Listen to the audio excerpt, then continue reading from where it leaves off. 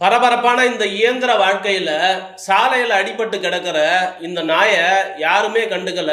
அந்த வழியே இருசக்கர வாகனத்துல வந்த ஒருத்தர் பரிதாபப்பட்டு அந்த நாயை ரோட்டோரமாக தூக்கி போடலான்னு சொல்லிட்டு கிட்ட போய் பாக்குறாப்புல. அப்பதான் தெரியுது அந்த நாய் உயிரோட தான் இருக்குதுன்றது.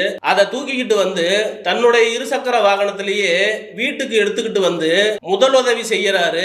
அது மட்டும் இல்லாம அதுக்கு உணவு கொடுத்து பராமரிச்சு அவர் வீட்டிலேயே வளர்க்கறாரு. இப்படிப்பட்ட நல்ல மனசு எல்லாருக்குமே வராதுன்னு சொல்லிட்டு இணையவாசிகள் அவரை பாராட்டிக்கிட்டு வராங்க. Such a good boy.